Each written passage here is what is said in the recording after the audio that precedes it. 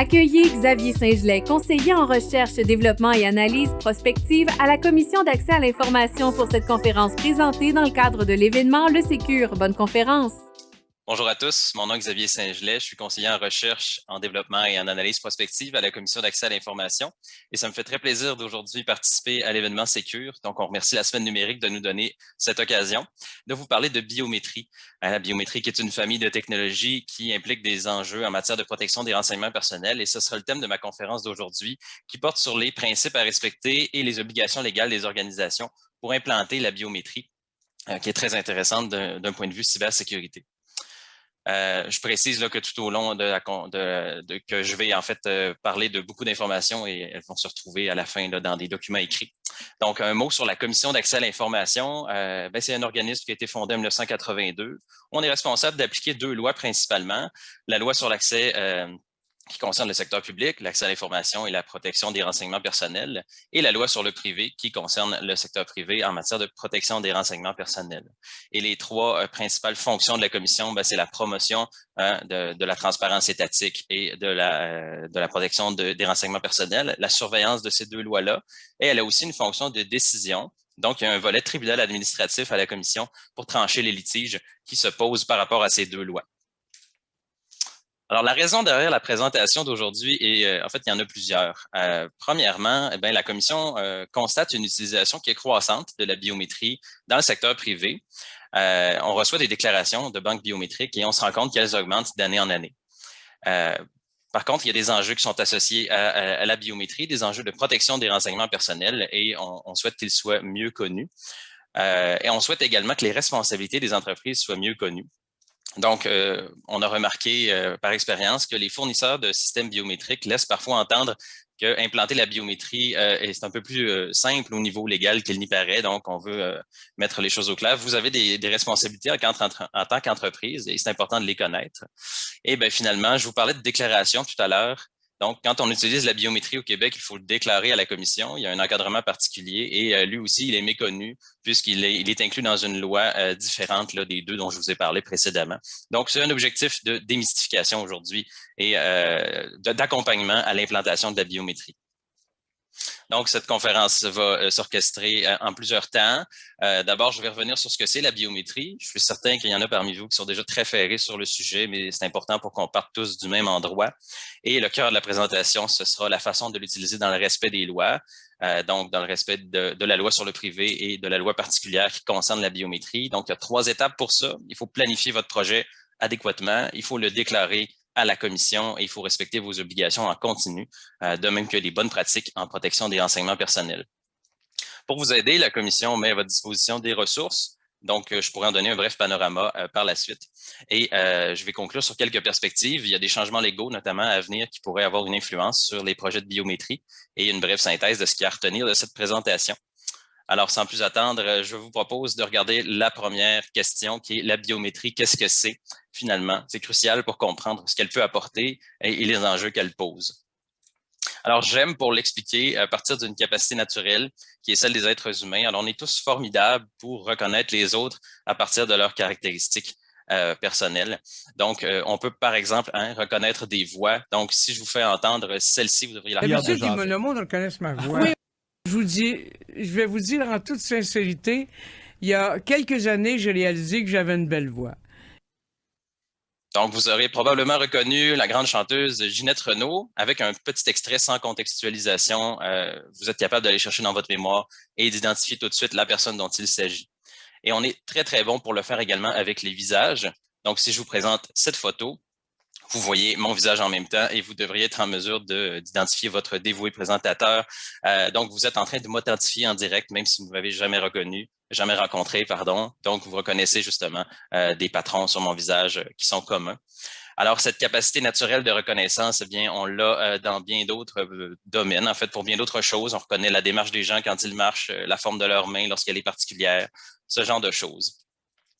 Et si c'est une capacité naturelle, on peut l'automatiser. C'est souvent ce qui arrive avec les technologies. Donc, la biométrie vise un peu à reproduire ça. Donc, là où nous, on a utilisé nos oreilles pour entendre la voix de Ginette Renault, la machine peut le faire avec un micro, bien sûr. On l'a ensuite analysé, bien qu'inconsciemment, avec nos neurones. Dans notre cerveau, il y a une analyse de la voix qui se déroule. La machine peut le faire avec ses processeurs, avec des analyses mathématiques. Et finalement, une fois qu'on a entendu la voix, on l'a comparée avec celle qu'on a déjà entendue dans notre vie, et il y en a pas mal. Donc ça se fait avec notre mémoire, ce que la machine peut remplacer par une base de données. Donc, tous les éléments techniques sont en place finalement pour reproduire et imiter, même dépasser cette capacité naturelle de reconnaissance que l'on a tous. Donc, ça nous amène à une définition de la biométrie. D'abord, étymologiquement, biométrie, ce que ça signifie, c'est mesure du vivant. Et ça reprend assez bien ce que ça signifie aujourd'hui. Donc, pour la commission, la biométrie, c'est l'ensemble des techniques informatiques qui permettent d'analyser les caractéristiques uniques du corps, du comportement, afin de déterminer ou de prouver l'identité. Donc, dans cette définition-là, on vient enchasser le but de la biométrie, qui est vraiment un but lié à l'identité. Il y a d'autres choses qu'on peut faire avec les caractéristiques uniques du corps ou du comportement, comme du profilage. Ça peut avoir des enjeux importants en matière de protection des renseignements personnels. Et je vais en reparler à la toute fin de ma présentation, mais le cœur de la conférence, c'est vraiment sur les fins d'identification, d'authentification. Donc, je vais avoir aussi l'occasion d'utiliser le terme système biométrique. J'entends par système biométrique n'importe quel système informatique finalement qui repose sur la biométrie. Il y a plusieurs exemples, comme les horodateurs biométriques en entreprise. Donc ça, c'est des systèmes qui permettent d'enregistrer les heures d'entrée et de sortie des employés et de faire la gestion de la paye en même temps de façon sécurisée. Il y a aussi des systèmes de contrôle d'accès un peu plus classiques à des locaux ou à des systèmes informatiques. Et donc, on peut aussi penser à l'utilisation par la police de différents renseignements biométriques comme les empreintes digitales. Alors, les caractéristiques qui sont utilisées dans ces systèmes biométriques-là, elles sont multiples. En fait, la liste est pratiquement infinie, mais on peut les catégoriser. Donc, il y a des caractéristiques biométriques morphologiques d'abord, qui sont des traits physiques. Donc, on les connaît bien, ce sont les empreintes digitales, le visage, ce qui donne la reconnaissance faciale, la forme de la main, pour les systèmes de géométrie de la main. Et il y a aussi des caractéristiques biologiques comportementales. Donc, celles-là sont plutôt liées à la dynamique dans la façon d'exécuter un geste ou une action par une personne qui est unique et propre à elle. Donc, on parle du tracé de la signature, de la façon de marcher, par exemple, mais il y en a bien d'autres. La façon de se comporter sur un cellulaire pourrait être une forme de caractéristique biométrique. Et il y a aussi des caractéristiques biologiques plutôt connues dans le domaine judiciaire, donc l'ADN, qui est peut-être la plus identificatoire, le sang, mais aussi la température qui a été mise en relief dans le contexte de la COVID-19, donc avec les caméras thermiques, par exemple. Et la température en elle-même peut être une façon d'identifier les gens, si on regarde le patron de la température sur leur peau et sa variation dans le temps. Donc, ce ne sont pas les seuls. Il y a également la voix et les battements cardiaques qui sont peut-être plus difficiles à catégoriser, mais qui sont communs dans les systèmes biométriques. Et la liste ne s'arrête pas là, comme je vous le disais. J'ai vu des systèmes qui reconnaissent le lobe d'oreille, toutes sortes de choses un peu plus farfelues, mais ceux-là, c'est peut-être les principaux. Donc, ces caractéristiques biométriques-là, elles peuvent être choisies en fonction de l'objectif que l'on poursuit quand on souhaite implanter un système. Donc, est-ce qu'on veut faire de l'identification? Est-ce qu'on veut faire de l'authentification? Et surtout, dans quel contexte on veut le faire? C'est ça qui va mener au choix, finalement, des empreintes digitales ou de la voix. Donc, si on veut faire l'authentification bancaire à distance, souvent, on va opter pour la voix parce que ça se passe au téléphone, alors que dans une situation où c'est la police qui se sert des caractéristiques biométriques, bien souvent, on va y aller plutôt pour ce qu'on peut relever sur des scènes de crime, par exemple. Donc, ça, c'est des concepts que vous connaissez probablement bien, mais je veux qu'on soit tous encore là sur la même longueur d'onde. Je vais parler rapidement des deux processus, l'identification et l'authentification. Alors, c'est des questions sur l'identité, finalement. L'identification, c'est lorsqu'un système cherche à attribuer une identité à une personne qui ne la déclare pas a priori. Donc, la question à laquelle le système biométrique doit répondre, c'est qui est cette personne? Par exemple, c'est Bénédicte pourrait être sa réponse. Donc, j'ai déjà donné l'exemple, l'utilisation des empreintes digitales par la police, c'est un exemple d'identification. On souhaite savoir qui était sur les lieux d'un crime pour éventuellement faire des enquêtes. Mais on peut aussi penser à un système de surveillance pour le vol à l'étalage dans une entreprise qui chercherait à identifier les gens qui se sont déjà présentés pour commettre des crimes, par exemple. Donc, ça, c'est pour l'identification. Et l'authentification, c'est un processus auquel on est confronté plus souvent au quotidien, je dirais, pour recevoir des services, surtout en matière numérique. Donc, là, la question est un peu différente. On va se présenter devant le système biométrique en déclarant notre identité. Par exemple, je suis Bénédicte et le système, ce qu'il cherche à faire, c'est à confirmer ce qu'on affirme. Donc, est-ce que cette personne, c'est bel et bien celle qu'elle dit être, oui ou non? Un exemple de ça, ce sont les horodateurs biométriques.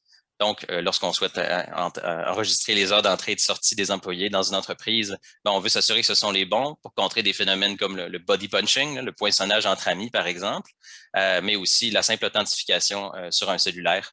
Donc, à l'aide d'une empreinte digitale, c'est aussi un processus d'authentification. Alors, dans un cas comme dans l'autre, ça fonctionne un peu de la même façon là, pour le système biométrique. Il faut d'abord qu'ils apprennent à vous connaître avant de vous reconnaître, exactement comme nous, on a appris une première fois à connaître Ginette Renault là, avant de reconnaître sa voix presque dans tous les contextes. Donc, il y a une première phase pour un système biométrique qui est celle de l'enrôlement. C'est le premier contact avec une nouvelle personne qu'il ne connaît pas, entre guillemets. Et il y a 3 étapes. Donc, il va y avoir captation d'une caractéristique biométrique. Je donne l'exemple d'une empreinte digitale. Et cette empreinte-là va être analysée mathématiquement. Donc, il y a plusieurs points d'information particulières identifiés en amont par des études là, qui vont aller être extraits et qui vont être analysés mathématiquement pour en extraire un code, une représentation chiffrée que là, on appelle de différentes façons, gabarit, modèle, code, template biométrique. Personnellement, je vais opter pour gabarit pour la présentation. Alors, dans tous les cas, il s'agit d'un renseignement personnel, puisque cette suite chiffrée-là, ben, elle vise systématiquement à identifier un individu. Donc, même s'il y a déjà une étape de chiffrement par rapport à l'image brute, c'est vraiment important de se rappeler qu'il s'agit d'un renseignement personnel. Une fois qu'on a ce code-là, ben, on va l'enregistrer dans une base de données, hein, c'est la 3e étape, et ensuite on peut le réutiliser pour la phase de reconnaissance qui finalement se produit à chaque autre fois que la personne va se présenter devant le système biométrique. Alors à nouveau, il va y avoir captation d'une empreinte, la même, hein, celle du même doigt, qui va être analysée par le même algorithme, hein, les mêmes processus mathématiques. Donc, on devrait parvenir à une suite de chiffres qui est essentiellement la même puisqu'il s'agit de la même empreinte digitale. Il y a des petites variations dans la condition de captation, mais ça devrait parvenir à un résultat assez homogène. Et on va pouvoir comparer ce gabarit temporaire-là au gabarit qui est stocké en mémoire. Donc, le processus de comparaison va permettre de parvenir à une correspondance entre l'identité de la personne et celle qu'elle déclare, par exemple. La raison pour laquelle la biométrie est de plus en plus populaire, c'est qu'elle présente des avantages certains. Et en matière de cybersécurité particulièrement, elle est intéressante puisqu'elle est très difficile à contourner. Donc, c'est difficile d'imiter le visage de quelqu'un ou ses empreintes digitales.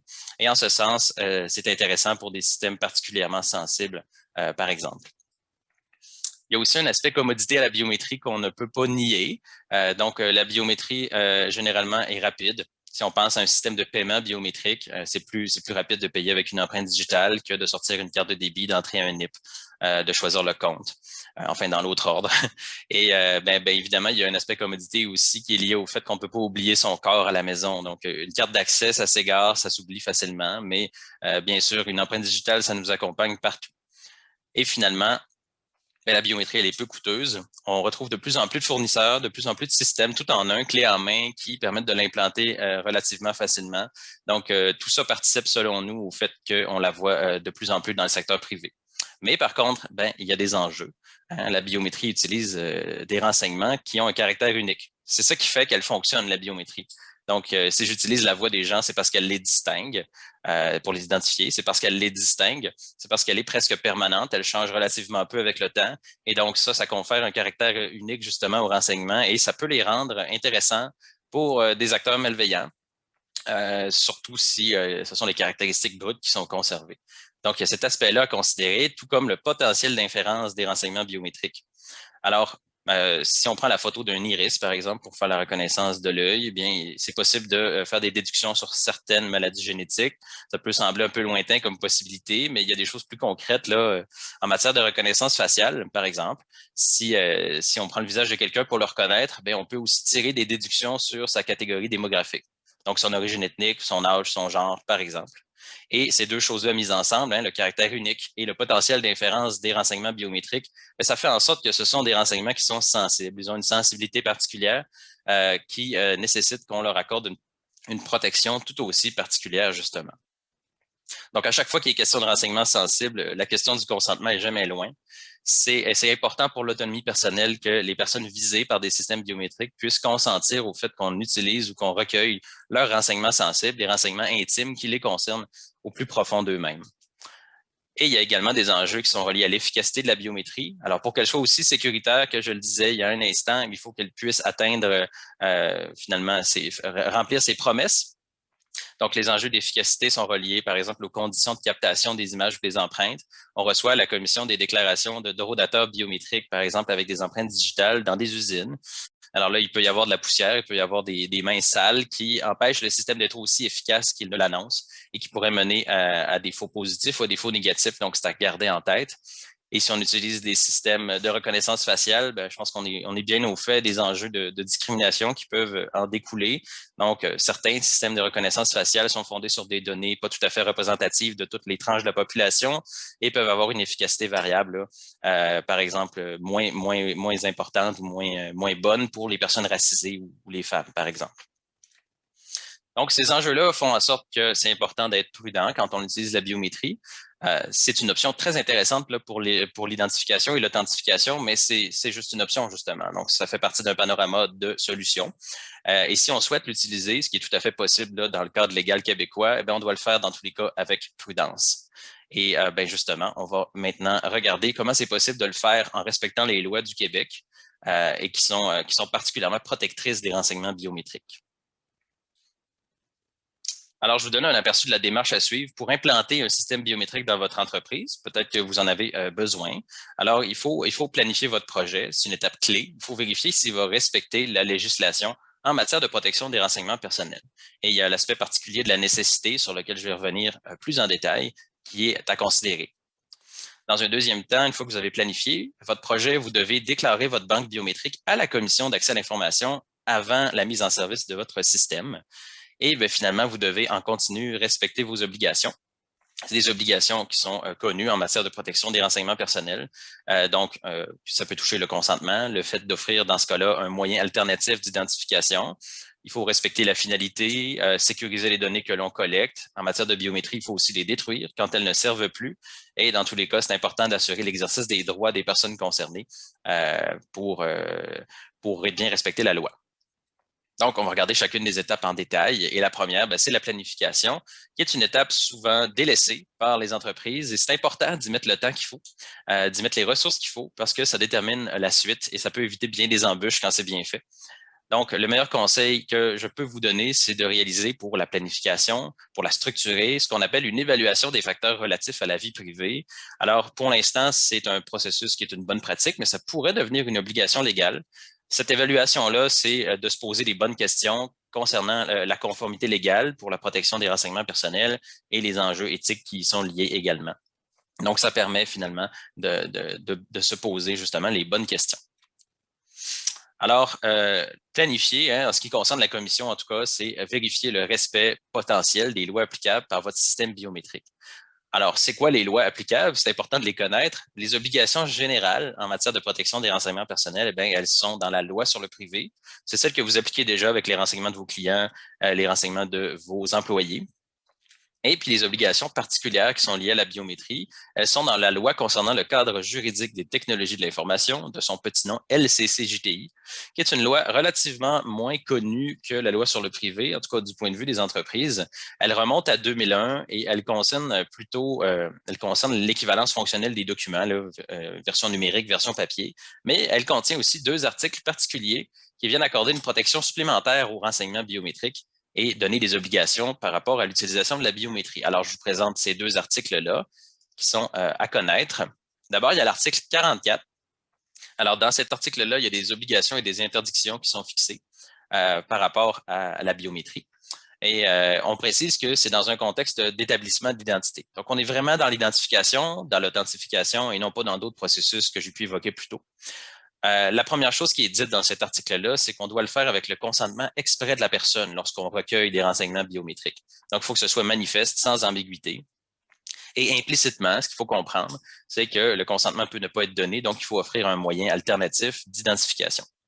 Il faut également minimiser la collecte, donc recueillir le moins possible de renseignements biométriques, juste ceux qui sont nécessaires pour atteindre la fin finalement. Et il faut ne pas le faire à l'insu de la personne, donc elle doit toujours être informée que des renseignements biométriques sont collectés.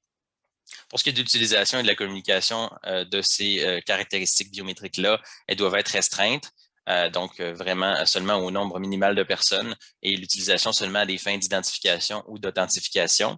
Et à la fin, lorsque les renseignements ne sont plus utiles, c'est bien important de les détruire. ce qui est une obligation un peu différente de celle de la loi sur le privé, là, qui prévoit plutôt de les détruire à la fin d'un calendrier de conservation si applicable. Pour l'article 45, il prévoit des pouvoirs pour la commission. Alors, le premier pouvoir, c'est de recevoir des déclarations. Donc, le législateur a voulu accorder une protection particulière au renseignement biométrique et il le matérialise par le fait que à chaque fois qu'on s'en sert, il faut le déclarer à notre organisme avant de mettre en œuvre la banque de caractéristiques biométriques. Et la commission, elle a un pouvoir d'ordonnance. Elle peut faire des recommandations et elle peut rendre des ordonnances qui peuvent aller dans les cas problématiques jusqu'à la suspension ou l'interdiction ou éventuellement ordonner la destruction de la banque. Donc, quand on voit les deux articles de la LCCJTI, je pense qu'on prend conscience de l'importance de la démarche de planification dans l'implantation d'un projet de biométrie pour éviter justement des problèmes en aval. Donc, plus particulièrement dans l'ensemble des obligations qu'il faut respecter, il y en a une qui ressort, c'est la nécessité. Alors, la nécessité, ça s'entend, la nécessité de recueillir les renseignements personnels. C'est fondamental dans toutes les questions de protection des renseignements personnels, mais plus particulièrement pour les renseignements sensibles et les renseignements biométriques. Et ce n'est pas une obligation qu'on peut contourner en obtenant un consentement. Donc, il faut obtenir un consentement et il faut aussi respecter la nécessité. Et ça a un sens juridique particulier, ce mot-là, qu'on doit apprécier à la lumière de deux volets. Donc, il y a un premier volet qui est d'avoir un objectif légitime, important et réel pour utiliser la biométrie. Et le deuxième volet, c'est de s'assurer de la proportionnalité de cette solution-là par rapport à l'objectif que l'on poursuit. Donc, on va regarder ça encore une fois un peu plus dans le détail. Alors, pour ce qui est de l'objectif, la question maîtresse, c'est quoi la situation problématique qui justifie votre projet de biométrie? Pourquoi vous avez besoin d'utiliser des renseignements sensibles? Quel est le problème concret et réel qui vous pousse à le faire finalement? Alors, nous, on conseille de faire une planification écrite. Ça facilite considérablement les démarches par la suite. Alors, à ce stade-là, le mot d'ordre, c'est détail et documentation. Donc, si vous avez des chiffres, par exemple, vous faites face à un problème de vol de temps au sein de votre entreprise, vos employés falsifient leurs heures d'entrée, puis ça engendre des pertes financières, sortez des détails là-dessus. Allez ressortir le nombre d'employés que vous avez dû congédier ou alors le nombre d'avertissements que vous avez dû donner, les pertes financières auxquelles vous avez fait face. C'est l'occasion de le faire pour asseoir cette situation problématique qui justifie la biométrie. Je précise que la commodité de la biométrie, j'en ai parlé tout à l'heure, souvent c'est simple, c'est rapide. C'est pas en soi une raison de l'utiliser. Je vais beaucoup insister là-dessus dans la conférence. Je le rappelle encore une fois, les renseignements qui sont utilisés, ils sont sensibles. Alors, c'est vraiment important qu'ils répondent à une situation problématique réelle. Une fois qu'on a un objectif, il faut s'assurer que la biométrie, elle y répond de façon proportionnelle, puisque il y a toujours une petite atteinte à la vie, enfin une atteinte certaine à la vie privée des personnes. Donc, il y a 3 questions fondamentales à se poser en matière de proportionnalité. D'abord, il y a la question de l'efficacité. Est-ce que la biométrie répond à l'objectif? Est-ce que c'est le meilleur ou le seul moyen? Et finalement, est-ce que c'est plus avantageux finalement d'utiliser la biométrie pour votre entreprise que les conséquences ou les impacts que ça peut avoir sur les personnes concernées? Donc, le premier volet, l'efficacité. Est-ce que la biométrie permet vraiment d'atteindre votre objectif et permet de le faire efficacement? Alors là, à ce stade-là, si pour vous, c'est une solution adéquate, vous devez le documenter. Donc, peut-être vous référer à des exemples d'autres entreprises qui l'ont fait ou à la norme dans votre secteur. Et vous devez aussi être conscient des limites de la technologie puisque, comme l'ensemble des technologies, elle en comporte. Ensuite, la deuxième question, est-ce qu'il existe un moyen qui porte moins atteinte à la vie privée? Donc, c'est possible. Je vous le disais, la biométrie, c'est une solution parmi d'autres. Donc, généralement, il y a d'autres moyens d'atteindre l'objectif. Il faut les répertorier. Et s'ils sont plus protecteurs de la vie privée que la biométrie, ce n'est pas toujours le cas, mais si c'est le cas, il faut les cibler. Et si vous pensez que ces moyens-là sont moins utiles ou ne répondent pas à vos besoins à vous dans la situation précise qui vous concerne, il faut justifier il faut justifier cela. Et si finalement, s'il n'y a aucun autre moyen, donc si la biométrie, c'est vraiment la meilleure solution, il faut s'assurer de minimiser son impact. Donc, minimiser son impact, concrètement, ce que ça veut dire, c'est que, par exemple, si vous avez besoin d'une seule empreinte digitale pour identifier quelqu'un, il ne faut pas aller en recueillir 5. Ou alors, ça peut être de choisir une caractéristique biométrique qui génère moins de sentiments d'anxiété chez les gens. Donc, par exemple, la reconnaissance faciale est moins acceptable socialement, enfin, dans l'état des choses actuelles que la géométrie de la main, par exemple. Elle est peut-être associée à moins de potentiel d'inférence. Donc, c'est des facteurs que vous devez pondérer là, dans votre choix de la biométrie. Et je termine pour la proportionnalité avec cette dernière question. Est-ce que les avantages de la biométrie pour vous surpassent l'atteinte à la vie privée que cause votre système biométrique et les conséquences potentielles qui pourraient en découler? Donc là, c'est un exercice de balance finalement. Vous devez chercher l'équilibre. En fait, vous devez chercher à démontrer qu'il y a plus d'avantages que d'inconvénients. Donc, par exemple, pour un système de reconnaissance faciale, ça pourrait vous permettre de respecter une norme sectorielle de sécurité. C'est très important. Bien sûr, c'est difficile à contourner, je le disais tout à l'heure, et ça pourrait engendrer des économies substantielles pour votre entreprise. Mais de l'autre côté, il faut considérer qu'en cas d'incident de sécurité, il pourrait y avoir des conséquences pour les personnes concernées. Donc, il faut évaluer le risque d'incident particulièrement dans votre situation. Il peut aussi y avoir un sentiment d'anxiété pour les personnes et j'en glissais un mot tout à l'heure, l'efficacité peut être moindre pour certains groupes. Alors, les facteurs peuvent être différents de ceux-là, c'est vraiment juste un exemple. Il faut s'assurer de les pondérer. Donc, synthétisons ce que je viens de dire, parce que l'étape de planification, elle est importante. Quand on a un projet de biométrie pour votre entreprise, en fait, quand vous avez un projet de biométrie, vous devez vous assurer qu'il respecte la loi au sens large. Donc, est-ce que vous respectez la loi sur le privé? Est-ce que vous respectez la LCC-JTI? Et l'obligation phare, là, une obligation particulièrement importante, c'est celle de vous assurer de la nécessité de la collecte. Donc, pour ça, vous devez avoir un objectif qui est légitime, important et réel. Et vous devez vous assurer que la biométrie, c'est un moyen proportionnel d'atteindre l'objectif. Donc, c'est un moyen efficace. Est-ce que c'est le meilleur moyen et est-ce que ça a plus d'avantages pour votre entreprise que d'inconvénients pour les personnes concernées? Donc, les 4 sous-questions, finalement, au bas de la présentation, permettent de répondre à la question principale, est-ce qu'on respecte les lois? Alors, cette étape de planification-là, qui peut prendre du temps, je le concède, ça va vous permettre de parvenir à une décision pour bien vous orienter. Alors, soit vous allez déduire ou conclure, que votre projet n'est pas conforme à la loi ou pose trop d'enjeux ou qu'il n'est pas nécessaire. Alors, dans ce cas-là, il faut le modifier, bien sûr, ou l'abandonner. Par contre, si votre planification se passe bien et que vous concluez que vous avez bien fait le tour des enjeux, vous allez pouvoir poursuivre la planification. Il y a des enjeux techniques, il y a des enjeux financiers à regarder et vous allez pouvoir passer à la deuxième étape qui est celle de la déclaration à la commission. Alors, c'est prévu à l'article 45 de la LCC-JTI, je vous le disais tantôt, il faut déclarer à la commission toute banque de caractéristiques ou de mesures biométriques. Alors ça, c'est quoi? On fait référence un peu à la base de données qui permet à votre système biométrique de fonctionner.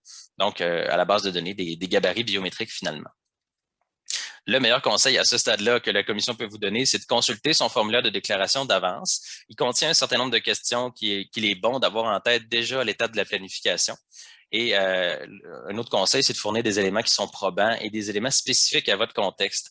Donc, souvent, on reçoit des déclarations qui sont assez générales, qui disent, par exemple, le vol de temps est un fléau dans l'industrie manufacturière. Bon, c'est possible, mais encore faut-il le prouver dans votre contexte, dans le contexte de votre entreprise. Donc, vous assurez de fournir des éléments qui concernent votre situation particulière. Le processus pour déclarer, il est relativement simple. Alors, il faut le faire avant la mise en place de votre système biométrique. En vous adressant au secrétariat général de la commission et il faut remplir un formulaire dont je vous donne l'exemple de la première page ici.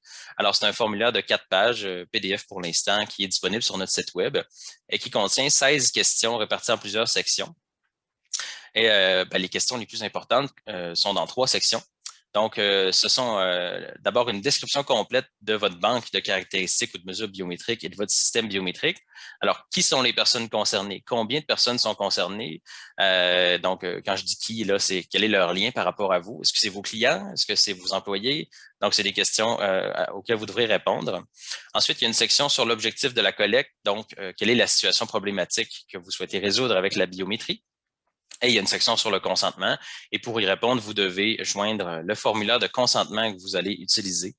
Et vous pouvez aussi joindre à votre déclaration toutes les pièces justificatives que vous auriez qui sont relatives à votre situation problématique et d'ailleurs tout autre annexe aux besoins. Donc, si vous avez réalisé une évaluation des facteurs relatifs à la vie privée, vous pouvez la joindre à votre formulaire et ça va faciliter l'analyse de la commission. Je parle d'analyse parce que la suite de cette déclaration-là, c'est qu'elle va être examinée par la commission d'accès à l'information qui va se pencher sur votre objectif, sur les renseignements que vous recueillez, sur le consentement que vous obtenez. Alors, est-ce qu'il respecte les critères qui sont prévus à la loi sur le privé et à la LCC-JTI, etc. Et malheureusement, on reçoit souvent des déclarations incomplètes ou même, en fait, même si elles sont complètes, une fois qu'on en sait plus sur votre situation particulière, on peut vouloir poser des questions. Donc, souvent, il y a une demande de renseignements supplémentaires. Et dans les cas potentiellement problématiques, il pourrait y avoir une démarche d'inspection ou d'enquête. Donc, une bonne planification, encore là, c'est la clé.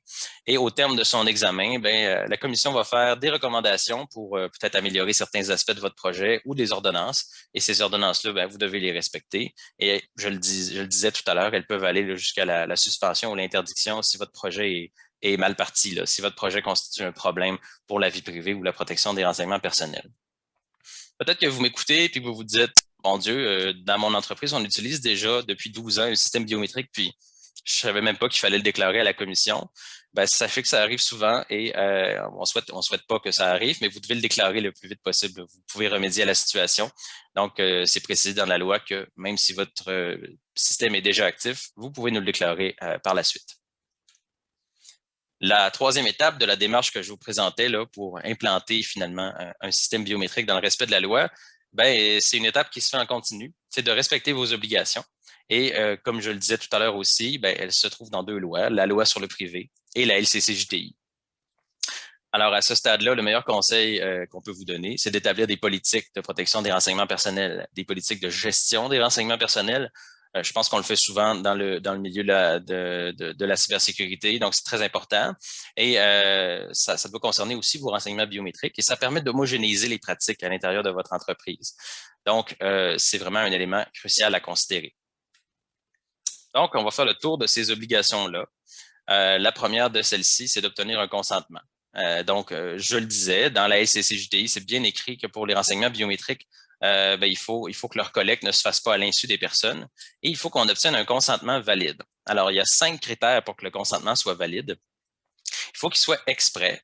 Donc, la personne doit pouvoir le dire manifestement qu'elle est d'accord, le dire sans ambiguïté. Et la meilleure solution pour ça, c'est vraiment de recueillir un consentement écrit. Donc, quand on signe un formulaire, c'est sans ambiguïté, on est d'accord. Par ailleurs, le consentement doit être libre, donc les personnes doivent être libres de dire oui ou non et elles ne doivent pas avoir de pression indue là, par rapport à leur choix. Elles doivent aussi pouvoir donner un consentement éclairé. Alors, un consentement éclairé, c'est quand la personne concernée comprend les conséquences de son consentement, comprend la portée de son consentement. Et donc, pour qu'un consentement soit éclairé, il faut donner des informations, il faut être transparent sur ce que vous souhaitez accomplir avec votre système biométrique. Par la suite, le consentement doit être spécifique, donc il doit vraiment être formulé dans des termes précis et réservé à l'identification ou à l'authentification. Et il doit être limité dans le temps. Donc, un consentement, ça doit arriver à échéance. Donc, si vous avez un système biométrique pour identifier vos employés puis qu'ils quittent votre entreprise, logiquement, le consentement devrait se terminer à ce moment-là. Donc, ça peut être un critère de fin. Et je vous rappelle que la loi prévoit là, qu'à la fin de l'utilité des renseignements biométriques pour atteindre l'objectif, ils doivent être détruits. Par ailleurs, si le consentement est libre, ce que ça implique, c'est qu'il peut ne pas être donné ou il peut aussi être retiré en cours de route. Donc, les personnes doivent avoir cette liberté-là. Et ce que ça implique aussi, c'est que vous devez offrir une solution de rechange. Parce que si vous avez un objectif sérieux, légitime, important, réel, pour implanter votre système de biométrie, c'est que vous avez probablement besoin d'identifier ou d'authentifier les gens. Donc, vous devez penser à un système de rechange pour ceux qui ne souhaitent pas utiliser la biométrie. Ça, c'est des solutions bien connues en matière d'authentification, par exemple, des cartes d'accès, des mots de passe, l'authentification à double facteur qui peut les combiner, ou des jetons uniques avec des applications d'authentification, par exemple. Par ailleurs, vous devez respecter la finalité. Donc, si vous recueillez des renseignements biométriques, c'est seulement pour identifier ou authentifier des gens. Donc, vous devez vous en servir exclusivement pour cet objectif-là et vous ne pouvez pas utiliser finalement les renseignements biométriques pour prendre des décisions à propos des personnes sur la base de ces renseignements-là. Ensuite, en matière de sécurité, ce qui est particulièrement opportun pour le thème de la conférence d'aujourd'hui, l'article 10 de la loi sur le privé, ce qu'il prévoit, c'est que vous devez implanter des mesures qui sont raisonnables, qui sont adaptées à la sensibilité des renseignements. En l'occurrence, je le répète, les renseignements biométriques sont très sensibles, à leur quantité, à leur répartition et à leur support. Alors concrètement, là, des exemples de ce que ça peut donner en matière de biométrie, c'est qu'au niveau du format, vous devriez privilégier des gabarits biométriques, donc les suites chiffrées d'identification des personnes plutôt que des images brutes. Donc, les images brutes peuvent être dérobées plus facilement, réutilisées dans d'autres systèmes et elles posent des enjeux plus importants là, pour des éventuels incidents de sécurité. Pour ce qui est du support, autant que possible, vous devriez y aller pour un système décentralisé. Donc, il existe des façons de stocker les gabarits biométriques sur des cartes que vous remettez à vos employés ou à vos clients, par exemple, qui les gardent dans leur contrôle. Donc, ça assure qu'il n'y ait pas de centralisation des données dans une banque, puisque toute centralisation augmente un peu les risques d'incidents de sécurité. Et si vous devez avoir quand même une banque centralisée dans votre contexte particulier, ben, c'est préférable qu'elle soit au Québec plutôt qu'ailleurs. Les enjeux, en fait, il y a des obligations juridiques particulières qui se posent lorsque vous devez transférer des données à l'extérieur de la province. Donc, ça facilite votre vie et ça assure un niveau de protection des renseignements personnels qui est excellent. Par ailleurs, pour ce qui est de l'accès aux renseignements biométriques, ben, il devrait être limité aux personnes qui en ont besoin dans l'exécution de leurs tâches et il devrait être journalisé également. Donc, on doit garder une trace là, de toutes les personnes qui accèdent à ces renseignements-là pour détecter des anomalies éventuellement. Donc, si j'ai des bonnes pratiques en matière de sécurité, je pense qu'elles ne sont pas nouvelles pour vous. Et finalement, pour le volet communication, ben, c'est important de se fonder sur le consentement des gens avant de communiquer leurs renseignements biométriques ou de s'appuyer sur la loi. Et dans tous les cas, si vous le faites, là, si vous avez des fournisseurs qui font l'entretien de vos systèmes ou si le fournisseur de votre système biométrique, eh ben, il doit y accéder aux renseignements, ben, assurez-vous d'avoir des contrats stricts qui encadrent notamment la protection des renseignements personnels. Une fois que les renseignements biométriques ne servent plus à l'identification, à l'authentification, donc à votre objectif principal, bien, vous devez détruire toutes les copies que vous en avez, que ce soit des images brutes ou que ce soit des gabarits. Et c'est important de le faire de manière irréversible et définitive, donc en utilisant une méthode sécurisée qui est adaptée là, au format sur lequel se situaient les données. Et par ailleurs, je précise que si vous avez communiqué ces données-là à des tiers, ben, c'est important de s'assurer qu'eux aussi procèdent à la destruction des données à la fin de l'emploi d'une personne, par exemple, ou lorsqu'une personne résilie son abonnement avec votre entreprise. Donc, ça peut être des conditions qui mènent à la destruction des renseignements biométriques. Finalement, ben, au Québec, et pas seulement au Québec, bien sûr, ben, les gens ont des droits en matière d'accès à leurs renseignements personnels et des droits de rectification de ces renseignements-là. Ça concerne aussi les renseignements biométriques. Et puis, c'est votre responsabilité d'assurer l'exercice de ces droits-là. Il y a plusieurs façons de le faire. Par exemple, vous pourriez nommer une personne responsable de traiter les demandes que vous recevez pour que ça se fasse avec diligence parce que vous devez répondre aux demandes dans les 30 jours. Et si vous refusez d'accéder à une demande, dans tous les cas, vous devez motiver votre refus. Donc, appuyez-vous sur la loi sur le privé pour motiver tout refus et informer aussi les personnes concernées de leur recours devant la commission puisqu'elles peuvent faire appel de votre décision d'une certaine façon avec un examen de mésentente. Et si vous devez donner accès aux renseignements biométriques à une personne, bien, idéalement, fournissez-les dans un format qui est intelligible. Alors, ça peut être difficile, là, puisqu'on s'agit quand même de renseignements qui sont relativement techniques, mais essayez d'opter pour le format le plus compréhensible possible pour la personne concernée. Donc, synthèse de la démarche que je vous ai présentée pour implanter un projet biométrique dans le respect de la loi. Il faut planifier adéquatement votre projet. Réfléchissez notamment en profondeur à l'aspect nécessité. Donc, quel est votre objectif et puis est-ce qu'il y a une proportionnalité dans votre utilisation de la biométrie? Assurez-vous aussi de déclarer votre projet à la commission. Donc, c'est important de le faire à l'avance pour qu'elle ait le temps de l'examiner. Puis, si vous avez des informations supplémentaires, c'est important de les garder à portée de main parce que vous pourriez devoir les communiquer au besoin. Et puis, finalement, en continu, tout au long de l'utilisation de votre système biométrique, vous devez respecter vos obligations. Je rappelle qu'elles sont dans 2 lois, la loi sur le privé et la LCC-JTI. Donc, voilà, ça complète un peu la démarche à suivre pour implanter un système biométrique. Alors maintenant, pour faciliter cette démarche-là, justement, qui peut être complexe, la commission met à votre disposition certaines ressources que je vais présenter à l'instant. Alors, il y a un guide d'accompagnement à la biométrie qui est un peu la Bible en matière de biométrie. Donc, ça reprend l'essentiel des informations que je vous donne aujourd'hui. Donc, vous le voyez défiler à l'écran. C'est un guide d'une 20aine de pages qui contient aussi des références précises aux articles de loi qui expliquent l'information que je communique pendant ma conférence. Donc, si vous avez besoin de regarder votre projet avec un juriste, ça peut être très pratique. Et je vous conseille vivement de le consulter tout de suite avant de faire une déclaration. En fait, dès le début, dès que vous avez l'idée de faire la biométrie, vous devriez vous référer à ce guide-là qui date de juillet 2020. Donc, il est à jour avec l'état actuel de la loi. Vous allez le retrouver sur notre site web, tout comme d'ailleurs l'ensemble des autres outils que je vais vous présenter. Alors, pour faciliter aussi la déclaration et la planification du système biométrique, bien, on offre également un modèle de formulaire de consentement. Donc, vous devez préparer un formulaire de consentement pour obtenir justement un consentement exprès et il faut donner un certain nombre d'informations pour qu'il soit éclairé aussi. Donc, ce modèle-là vous permet d'avoir un point de départ. Vous pouvez l'adapter à vos besoins. Il est conçu pour être facilement transformable. Et on donne également un modèle de ce à quoi il ressemblerait s'il avait été adapté par une entreprise fictive, les explosifs EGR 2000 incorporés. Donc, ça peut vous donner de l'inspiration là sur la façon de compléter les champs qui sont vides. Mais vous pouvez aussi opter pour un autre formulaire de consentement, c'est tout à fait possible. C'est simplement un outil de base. Par ailleurs, je vous parlais tantôt d'évaluation des facteurs relatifs à la vie privée. Donc, ça, c'est une démarche d'évaluation pour tout projet en matière qui implique en fait des renseignements personnels. Ça peut être un projet de biométrie, mais ça peut en être un autre. Et pour l'instant, c'est une bonne pratique. Donc, ce guide-là donne des exemples, donne les bonnes pistes pour se poser les bonnes questions au bon moment dans le processus. Et si j'étais vous, je le consulterais parce que, et je vais y revenir dans quelques instants, il y a des changements législatifs qui s'en viennent et ça pourrait devenir une obligation de faire des évaluations des facteurs relatifs à la vie privée sur une base plus régulière que pour l'instant.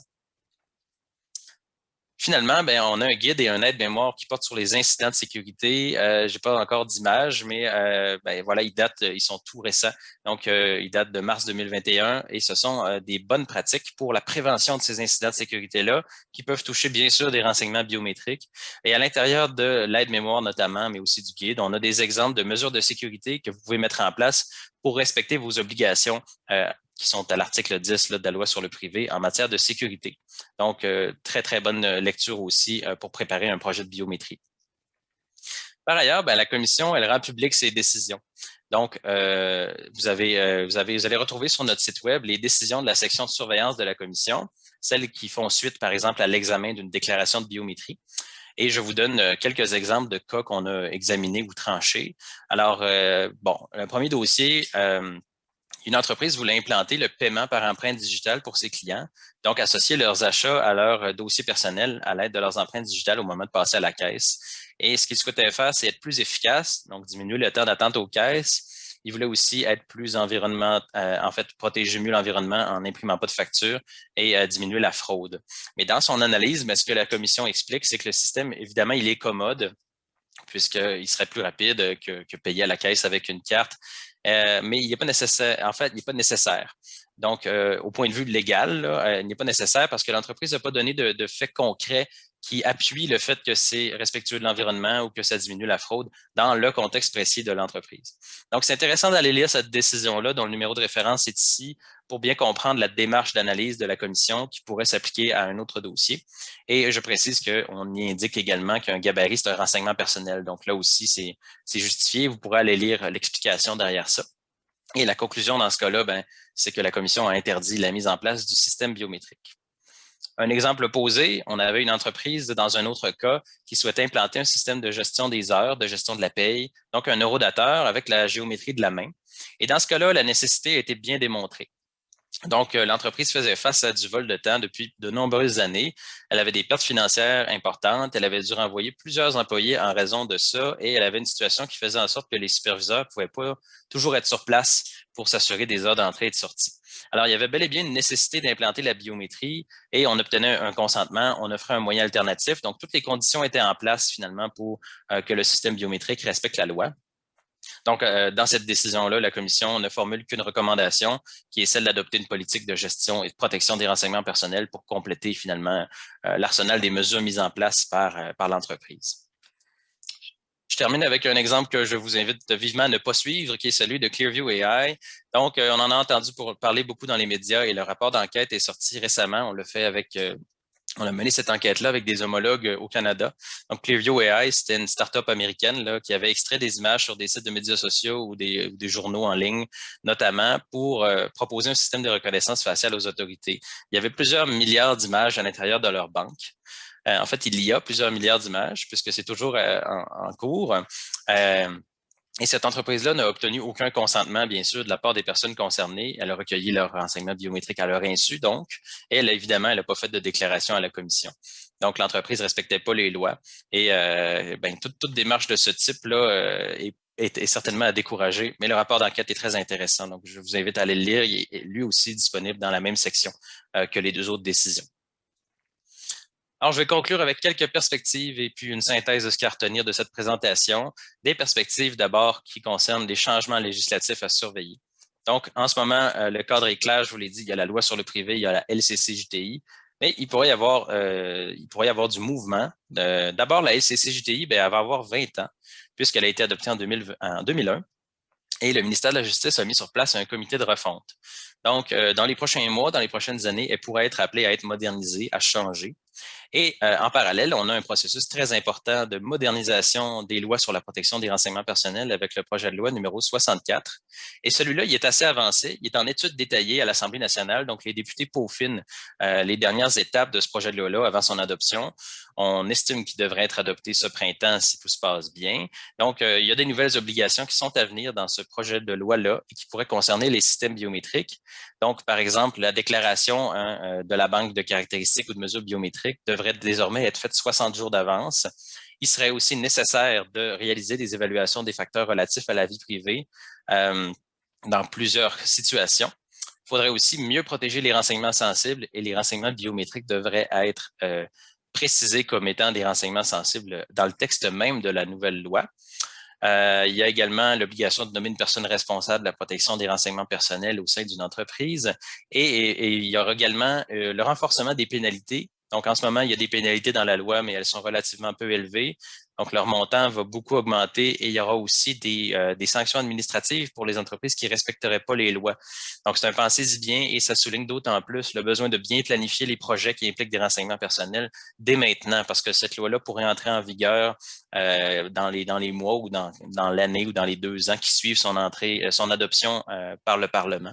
Donc, c'est quand même bientôt là, dans un horizon moyen terme. Par ailleurs, un mot sur les autres usages de la biométrie. Alors, je le disais tantôt, on peut faire autre chose qu'authentifier et identifier les gens avec des caractéristiques corporelles ou comportementales. Notamment, on peut faire du profilage ou on peut les utiliser en matière de santé. Alors, il faut se rappeler que si c'est ce qu'on fait, si c'est ce que vous souhaitez faire avec votre entreprise, la LCCJTI ne s'applique pas. Donc, tout le volet déclaration à la commission ne s'applique pas. Mais la loi sur le privé, elle continue de s'appliquer et notamment le critère de nécessité demeure très important. Et les changements dont je viens de parler avec le projet de loi numéro 64 vont s'appliquer aussi à la loi sur le privé. Donc, il faut garder un œil là-dessus si c'est ce qu'on souhaite faire. Et je rappelle qu'on peut avoir des impacts sur les individus, même si on a des renseignements personnels qui les identifient pas à proprement parler. Donc, j'invite à la prudence si on va dans ce sens-là. Et c'est quand même quelque chose qu'on voit beaucoup avec la biométrie ces dernières années. Donc, quoi retenir de cette présentation? La biométrie, c'est une option intéressante pour la sécurité, mais elle commande la prudence puisqu'elle implique des renseignements sensibles et ça fait aussi en sorte qu'il y a un encadrement spécifique au Québec par rapport à l'utilisation de ces renseignements-là. Et si vous souhaitez implanter un système biométrique, je répète la recette, il faut le planifier, il faut le déclarer à la commission et vous devez respecter vos obligations en continu. Par ailleurs, pour faciliter votre vie, la commission met à votre disposition plusieurs outils, un guide d'accompagnement à la biométrie et un modèle de formulaire de consentement notamment.